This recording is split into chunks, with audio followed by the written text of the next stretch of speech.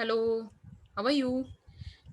So आपण पुन्हा एकदा पब्लिक रेव्हेन्यू बद्दल बोलणार आहोत. रिमेंबर दॅट आपण किती वर्ष ते बोलतोय.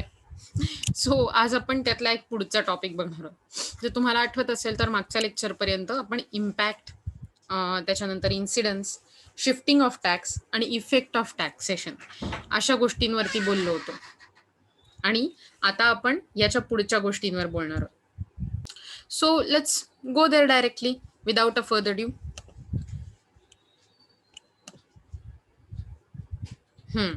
सो तुम्हाला आठवतं रे आपण हे बघितल्याचं. आता आपण पुढे जाऊन बघणार आहोत the process of tax shifting. Let's see. To understand the actual incidence of tax, we have to know whether and how a tax will be shifted. म्हणजे आपल्याला ऍक्च्युअली टॅक्सेशन प्रोसेस कशी रन होईल आणि आपल्याला नक्की कोण अल्टिमेट टॅक्स पेयर असेल हे समजून घेण्यासाठी आपल्याला टॅक्सचं शिफ्टिंग कसं झालंय ते समजायला लागतं. तुम्हाला जर आठवत असेल तर ही प्रोसिजर आपण बघितली होती. बघा, मी तुमच्यासाठी ही हायरार्की परत लिहून दाखवते. सो जर समजा डायरेक्ट टॅक्स असेल, सो डायरेक्ट टॅक्स म्हणजे आपण एक उदाहरण घेऊया. समजा प्रॉपर्टी टॅक्स. प्रॉपर्टी टॅक्स हा एक डायरेक्ट टॅक्स आहे. सो माझं जर घर आहे, ओके, मी बिंग तुमची टीचर, सो जर समजा माझं घर आहे तर त्या घरावरती असलेला प्रॉपर्टी टॅक्स हा मलाच एकटीला भरायला लागतो. म्हणजे सरकार असा फतवा काढतं, इन द सेन्स सरकार आपल्याला अशा सूचना देतं की तुम्हाला इतका इतका प्रॉपर्टी टॅक्स भरायचा आहे. तुमच्या प्रॉपर्टीच्या व्हॅल्यूच्या समजा 10% तुम्हाला प्रॉपर्टी टॅक्स भरायचा आहे. आणि माझी प्रॉपर्टी समजा 10 लाखाची असेल, तर दॅट मीन्स 10 लाख वरती मला डायरेक्ट सरकारकडे 10 लाखावरती 10% टॅक्स भरायला लागतो. दॅट मीन्स ऍक्च्युअल टॅक्सची व्हॅल्यू असणार आहे 1 लाख रुपये. So that means I will be paying 1 lakh as a property tax. येत्या लक्षात तुमच्या मी काय म्हणते ते. सो जर समजा मी डायरेक्ट टॅक्स बद्दल बोलत असेल तर माझा इम्पॅक्ट म्हणजे पहिल्यांदा जो माणूस किंवा जी कंपनी किंवा जी ऑर्गनायझेशन असं म्हणू शकतो, जे ऑर्गनायझेशन डायरेक्टली गव्हर्नमेंट ट्रेझरीमध्ये किंवा एक्सचेकरमध्ये डायरेक्टली टॅक्स भरेल ती मीच असणार आहे. बरोबर, म्हणजे इम्पॅक्ट माझ्यावर आहे टॅक्सचा. बरोबर, शिफ्टिंग काहीच नाहीये कारण त्याचा फायनल इन्सिडन्स म्हणजे फायनल बर्डन पण माझ्यावरच असणार आहे. म्हणजेच जेव्हा मी डायरेक्ट टॅक्स बद्दल बोलतेय तेव्हा डायरेक्ट टॅक्स मी जेव्हा पे करणार आहे तेव्हा मीच फायनली पे करणार आहे. मीच फायनल किंवा अल्टिमेट टॅक्स पेअर आहे. म्हणजेच याचा इन्सिडन्स पण आहे. सो या प्रोसेसमध्ये जवळजवळ शिफ्टिंग काही नाहीच आहे. सो डायरेक्ट टॅक्समध्ये जनरली शिफ्टिंग प्रोसेस काही नसते. इम्पॅक्ट हाच इन्सिडन्स असतो. इम्पॅक्ट आणि इन्सिडन्स हे को इन्साइड करतात. म्हणजे थोडक्यात सांगायचं झालं तर एकावर एक. इन द सेन्स मी जेव्हा असं म्हणते एकावर एक म्हणजे काय, तर मी आयदर वे असं म्हणू शकते हा एक आहे आणि त्याच्यावरच जर मी परत एक ड्रॉ केला दॅट मीन्स एकावर एक. हा जोक होता ऑब्व्हियसली, पण त्याला को इन्साइड म्हणता येतं. येतंय लक्षात. सो दॅट इज एका सेम इम्पॅक्ट आणि इन्सिडन्स हे एकाच सेम माणसावर टॅक्स पेअरवर असतात. पण आता आपण बघूया जर समजा मी इनडायरेक्ट टॅक्सेस बद्दल बोलत असेल तर काय होईल. ओके, सो मी जेव्हा इनडायरेक्ट टॅक्सेस बद्दल बोलते तेव्हा इनडायरेक्ट टॅक्सेस विषयी बोलताना it's IT but not income tax. Okay, it's indirect tax. Indirect tax विषयी बोलताना मी असं म्हणेन की पहिल्यांदा प्रोड्युसरला टॅक्स भरायला लागेल. बरोबर, प्रोड्युसरला समजा जीएसटी भरायला लागला, आपण जीएसटी बद्दल बोलतोय, तर प्रोड्युसर त्याच्यावर भरायला लागलेला टॅक्स प्लस पुढची टॅक्स अमाऊंट असं म्हणून होलसेलरकडे विकेल आणि होलसेलर पुन्हा एकदा टॅक्स पे करेल. आता होलसेलर पुन्हा एकदा रिटेलरला विकताना ती अमाऊंट प्लस पुढचा जीएसटी असा विकेल आणि त्यानंतर रिटेलर सुद्धा पुढे फायनल कन्झ्युमरला म्हणजे आपल्यासारख्या लोकांना जे विकत घेणारे असतात त्याला विकेल आणि विकताना एक सेम अमाऊंटने विकेल. बरोबर आहे, येतंय लक्षात तुमच्या. म्हणजे ह्या प्रत्येक जो बाणाची फिगर दिसते ना ती तुमची शिफ्टिंग ऑफ टॅक्स आहे. प्रोड्युसरकडून होलसेलरकडे, होलसेलरकडून रिटेलरकडे, रिटेलरकडून कन्झ्युमरकडे. सो दॅट मीन्स एकावरून दुसऱ्यावर, दुसऱ्यावरून तिसऱ्यावर टॅक्स बर्डन शिफ्ट होत राहतं. आणि हे जे टॅक्स बर्डन शिफ्ट होणं आहे प्रोड्युसर टू कन्झ्युमर याला म्हणतात शिफ्टिंग ऑफ टॅक्स. हे आपण बघितलंय. बरोबर. सो मला वाटतं आता मी तुम्हाला डायरेक्ट टॅक्स आणि इनडायरेक्ट टॅक्सच्या संदर्भात कसं टॅक्स बर्डन शिफ्ट होईल हे ते सांगितलंय. आता आपण त्याच्याबद्दल काय माहिती दिली आहे ते बघूया. Okay. Tax shifting is the intermediate process between the impact and incidence of taxation. म्हणजे टॅक्स शिफ्टिंग ही इम्पॅक्ट म्हणजे सुरुवातीचा कॉन्टॅक्ट आणि इन्सिडन्स म्हणजे फायनल टॅक्स पेयर या दोघांमधला प्रोसेस किंवा चेन आहे. Okay. Incidence signifies the result of tax shifting. आणि आपण असं म्हणू शकतो की इन्सिडन्स हाच टॅक्स शिफ्टिंगचा रिझल्ट आहे. म्हणजे टॅक्स शिफ्टिंगचं रिझल्ट पॉइंट एंड पॉइंट काय आहे तर फायनल टॅक्स पेअरवर असलेलं burden, money burden. According to Seligman, therefore the real economic problem lies in the nature of shifting. आणि त्यामुळे जेव्हा इकॉनॉमिक प्रॉब्लेम किंवा इकॉनॉमिक इम्पॅक्ट बद्दल बोलतो आपण टॅक्सेशनच्या, तेव्हा तो बेसिकली शिफ्टिंगवर अवलंबून असतो. Shifting of tax refers to the process of transfer of tax burden from one person to the other. एका माणसाकडून दुसऱ्या माणसाकडे टॅक्स बर्डन शिफ्ट करणं किंवा टॅक्स बर्डन ट्रान्सफर करणं याला शिफ्टिंग ऑफ टॅक्स असं म्हणतात. By means of shifting, therefore it is possible for taxpayer to escape the burden of tax. आणि त्यामुळे जर समजा शिफ्टिंग मध्ये काही त्रुटी असतील किंवा त्या प्रोसिजरमध्ये त्या सिस्टीममध्ये काही लूप होल्स असतील तर टॅक्सपेअरला या चेन मधनं म्हणजे समजा होलसेलरला तिथून पटकन कटणं शक्य असतं. कधी कधी डिसिव्हिंग करणं, फसवणूक करणं शक्य असतं. Shifting can only occur in connection with the price transaction. म्हणजे जेव्हा आपण एखाद्या गोष्टीची प्राइस देत असतो, बघा इन्कम टॅक्स ही आपण प्राइस नाही देतोय. इन द सेन्स इन्कम हे तुम्हाला मिळालंय, ही तुमची रिसीट आहे, रेव्हेन्यू आहे. सो त्याच्यावरती तुम्हाला शिफ्टिंग प्रोसेस रन नाही करतायत कारण त्यातून एस्केपिंग शक्य असतं. मात्र तुम्हाला प्राइस जेव्हा द्यायची असते तेव्हा समोरच्याला काहीतरी द्यायचं असतं, त्यातच टॅक्स इन्क्लूड केला तर ते शिफ्टिंग शक्य असतं. आणि म्हणूनच इनडायरेक्ट टॅक्सेसच्या बाबतीत आपल्याला शिफ्टिंग दिसून येतं. सो इनडायरेक्ट टॅक्सेसच्या बाबतीत आपल्याला काय काय दिसतं की तुम्ही प्रोड्युसरकडून होलसेलरकडून रिटेलरकडे, रिटेलरकडून कन्झ्युमरकडे जाताना तुम्हाला बेसिकली वर पे करत जायला लागतं. सो कन्झ्युमरला विकत घेताना म्हणजे कन्झ्युमरला एखादी वस्तू किंवा सर्व्हिस विकत घेताना त्याला बेसिकली ते पैसे द्यावेच लागतात आणि ते पैसे देताना त्यात टॅक्स इन्क्लुडेडच असतो. आणि म्हणून बघा कुठलीही वस्तू आपण जेव्हा घेतो तेव्हा तिथे असं लिहिलेलं असतं MRP, that is inclusive of all taxes, असं कंसात. येतंय लक्षात. सो आपोआपच टॅक्स भरलेच जातात. That is through a just a minute. Okay. That is through a sale और purchase transaction.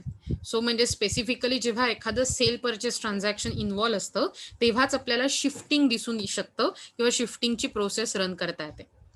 Price is the only medium through which tax can be shifted. आणि price हेच त्यामुळे एकमेव मीडियम असतं ज्यात टॅक्स शिफ्टिंग शक्य असतं. Shifting is a common in commodity transaction taxation. जेव्हा एखाद्या कमोडिटीवर टॅक्स लावला जातो जसं की goods and service tax, GST, तर शिफ्टिंग हे तिथे शक्य असतं. If a tax is shifted, either the price of a taxed commodity will rise or its price remains the same but the quality will lower. म्हणजे दोन गोष्टी घडू शकतात. जेव्हा एखादा टॅक्स शिफ्ट केला जातो तेव्हा त्या वस्तूची प्राइस वाढते. म्हणजे प्रोड्युसरला 100 रुपयाला पडलेली गोष्ट कदाचित कन्झ्युमरला 133 रुपयाला, 133 रुपीजला पडू शकते, कारण यात 33 रुपयाचा टॅक्स इन्क्लुडेड आहे. आत्ताचं पेट्रोलचे वाढलेले भाव हे त्याचं फार भारी उदाहरण आहे की नाही. 28 रुपये पर लिटरला असलेलं पेट्रोल आज आपल्याला 100 रुपये पर लिटरला मिळत आहे. त्याचं कारण हे मधले टॅक्सेसच आहेत. ओके. वेगवेगळ्या प्रकारचे टॅक्सेस, कमिशनचे. सो आयदर वे त्याची प्राइस वाढते किंवा त्याची क्वालिटी कमी होते जर प्राइस वाढली नाही तर. कारण कुणीतरी कॉस्ट कटिंग करणार. जर समजा प्राइस वाढली नाही दॅट मीन्स त्याचं बर्डन प्रोड्युसर स्वतःच्या अंगावर घेतोय.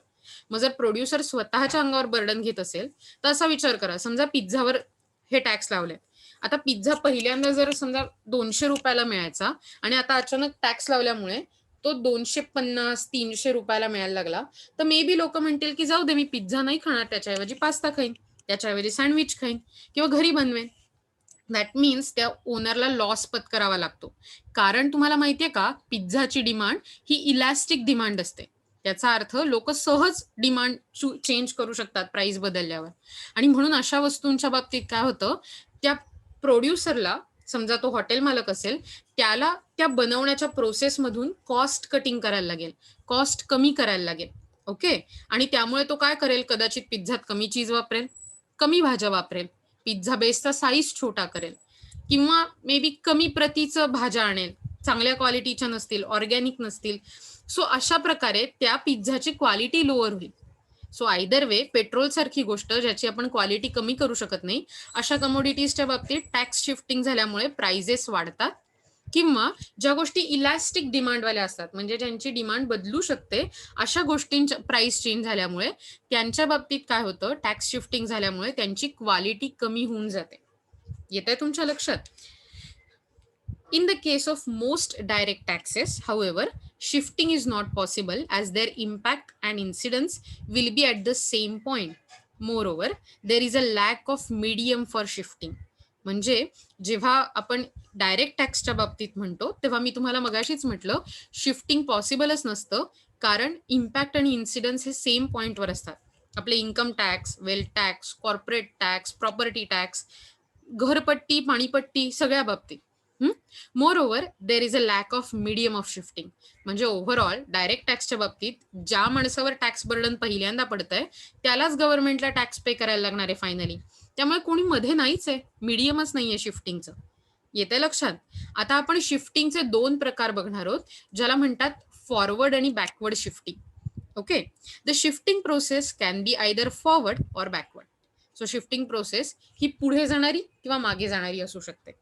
Okay, a tax is said to have shifted forward if the price of commodity which constitutes the medium for shifting the money burden of a tax is increased. म्हणजे आपण असं म्हणू शकतो की टॅक्स फॉरवर्ड शिफ्ट झालाय, पुढे shift झालाय.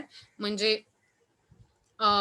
Producer कडून होलसेलरकडे, होलसेलरकडून रिटेलरकडे, of the price of if the price of commodity which constitutes a medium for shifting the money burden of tax is increased. म्हणजे बघा, 100 रुपये असलेल्या प्रोड्युसरची किंमत 110 रुपये पडते होलसेलरला, 120 किंवा 121 रुपये पडते रिटेलरला, आणि 133 पडते कन्झ्युमरला.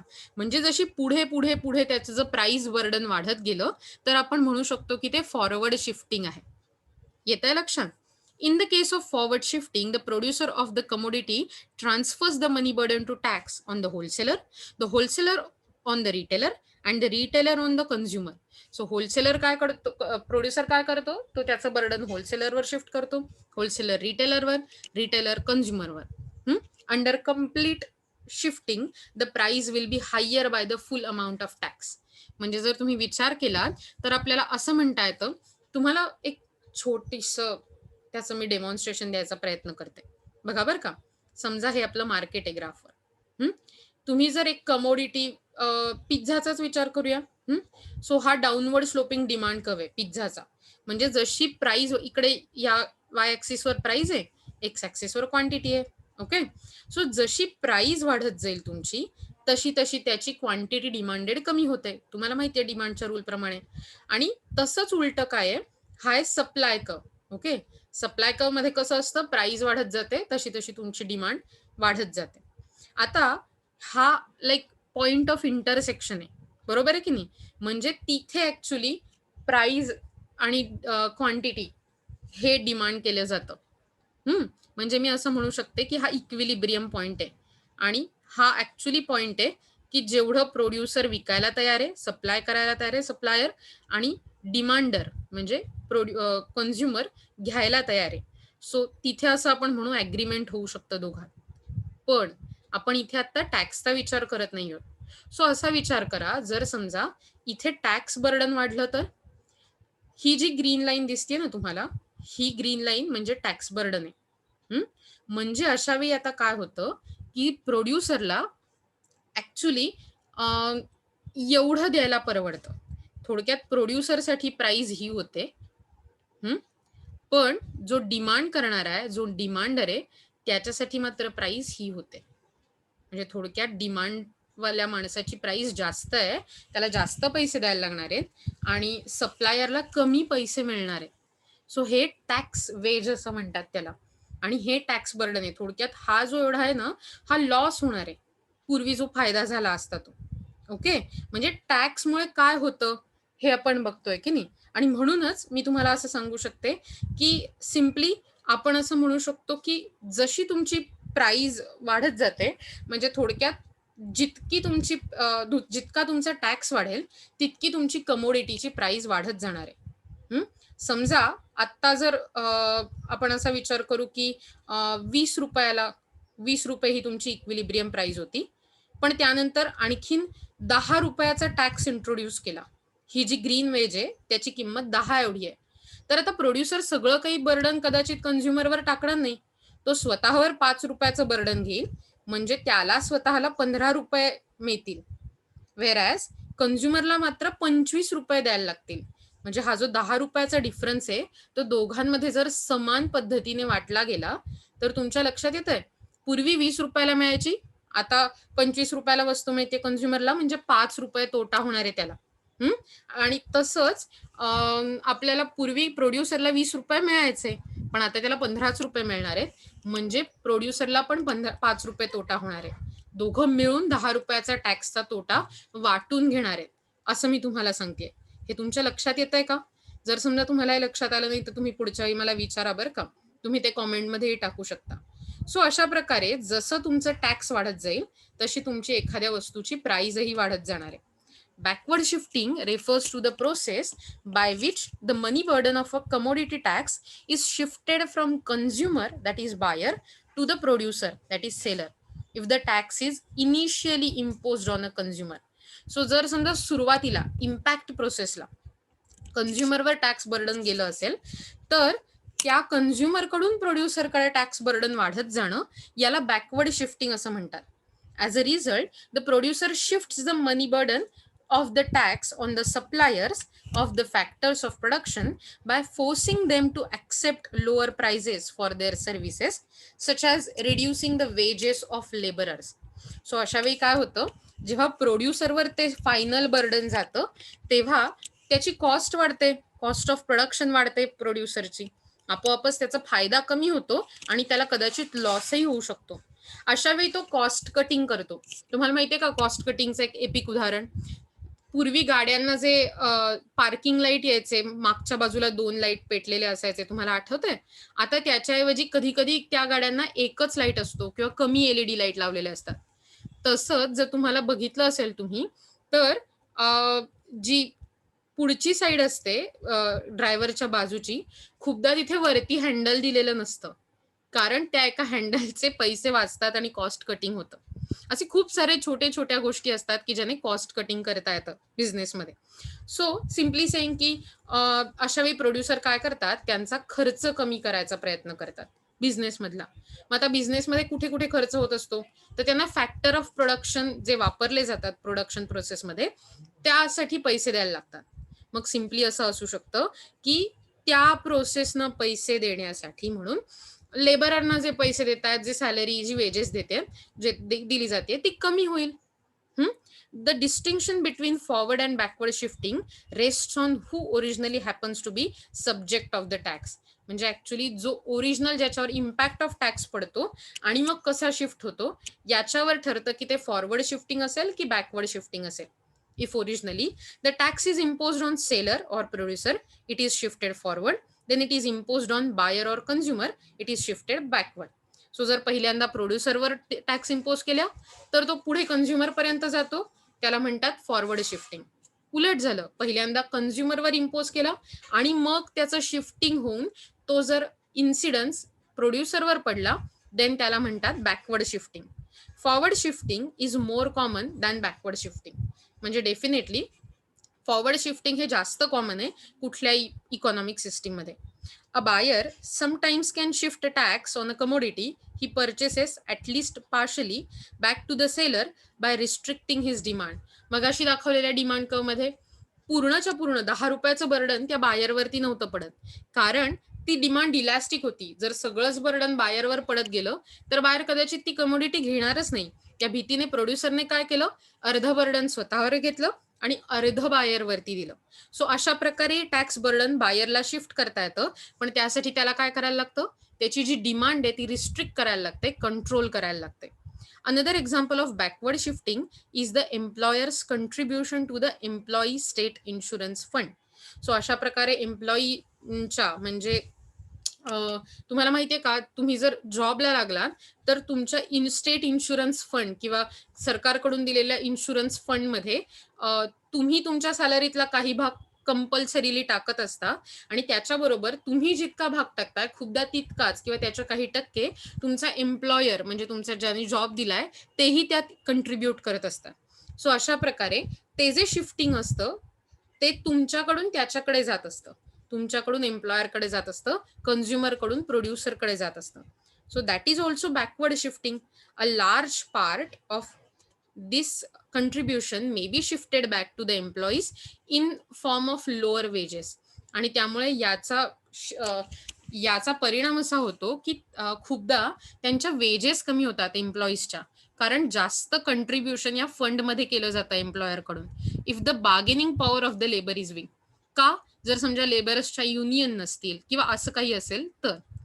In this context of shifting, if the price of commodity does not rise by the full amount of tax, the consumer pays a part of tax which is equal to the difference between new price and pre-tax price of the commodity. खूप English आहे, घाबरू नका. Simple हेच सांगितलंय, 10 रुपयाचा tax असताना सगळंच्या सगळं बर्डन जर कन्झ्युमरवर नसेल तर ते पार्ट मध्ये जातं. थोडा पार्ट प्रोड्युसर पे करतो, थोडा पार्ट कन्झ्युमर पे करतो. ओके. आणि हा जो डिफरन्स आहे तो न्यू प्राइस आणि प्री टॅक्स प्राइस मधला असतो. इन द सेन्स मगाशी जे 20 आणि 25 असं आपण बघितलं होतं, तर तो 20 आणि 25 मधला 5 रुपयाचा जो डिफरन्स आहे तो टॅक्स कन्झ्युमरवर बर्डन झालेला असतो किंवा शिफ्ट झालेला असतो.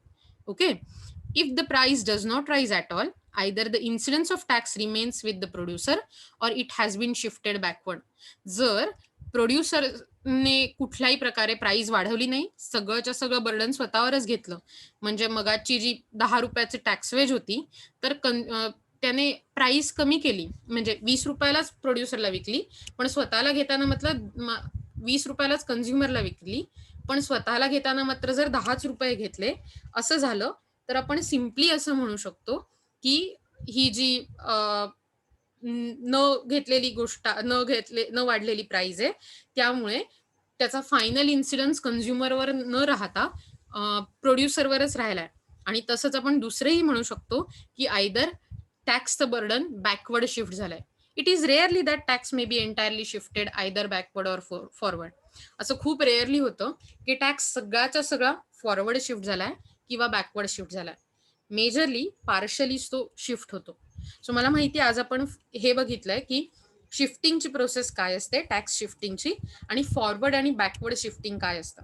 उद्यापासून आपण factors affecting the shifting of tax बघणार आहोत. Okay. Till then bye, have a nice day.